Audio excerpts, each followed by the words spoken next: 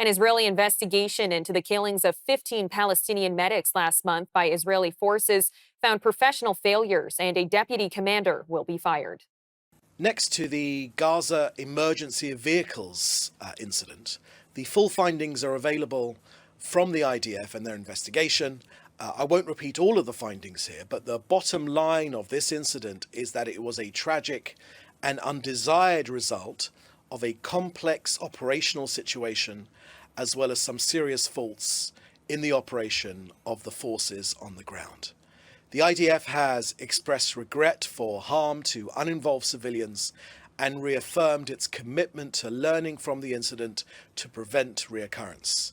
In particular, regarding the protection of medical personnel in combat zones, the investigation's findings will be reviewed by the Military Prosecutor's Office.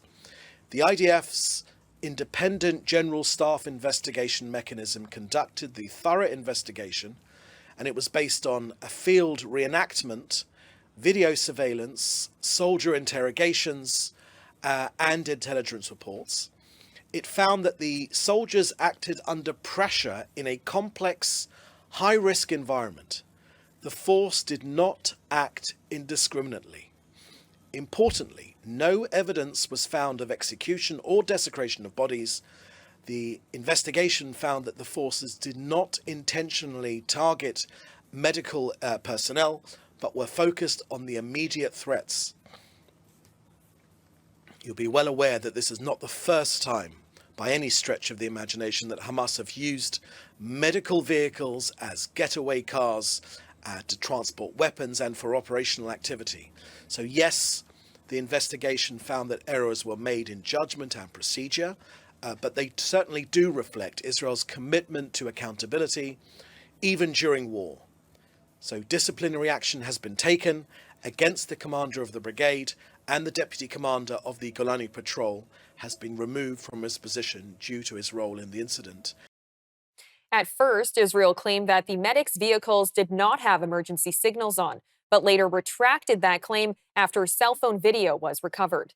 Video footage obtained from the incident shows the ambulance had lights flashing and logos visible when they pulled up to help another ambulance. A former spokesperson for Benjamin Netanyahu, Eylon Levy, joined us from Israel for more on the investigation. Yeah, the IDF has done exactly what you would expect a professional law-abiding army to do. It investigates. If there's a mistake, it says we messed up, and it holds the people responsible accountable. That is exactly what you expect. In wars, armies make mistakes. The question is how they deal with them. And armies make mistakes, especially when the enemy is trying to deliberately lure them into making mistakes. Let's understand the urban battlefield that Israel is fighting in, a place where Hamas deliberately fights out of civilian clothes, out of civilian buildings, even using ambulances to transport fighters and weapons. The commander on the ground made a mistake. But when you understand the operational reality on the ground, you can begin to understand how that mistake happened. There was a shootout with Hamas forces at the same spot an hour earlier. And then they see vehicles approaching them quickly, stopping suddenly next to the troops, and they see people jumping out of the cars. And they think that these are reinforcements from Hamas who have come to help the terrorists they were in with the shootout an hour earlier. So a tragic mistake, and one the IDF is committed to learning lessons from. Israel is fighting not only in a dense urban battlefield, but a dense information battlefield with a lot of fake information. They get swallowed by people who just want to believe the worst about Israel. And we saw a lot of fake reporting around this case.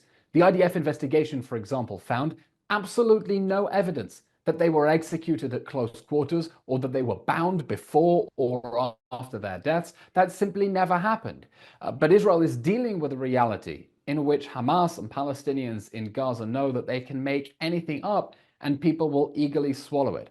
And that's why it's always important to wait for a professional investigation to be conducted and see what it finds. In this case, the IDF says, we made a mistake, we're holding those accountable, responsible for it, and we've forwarded the case onto the army lawyers to see if there is any further wrongdoing that needs to be investigated. Armies make mistakes. What matters is how they deal with them, and the IDF is dealing with it professionally.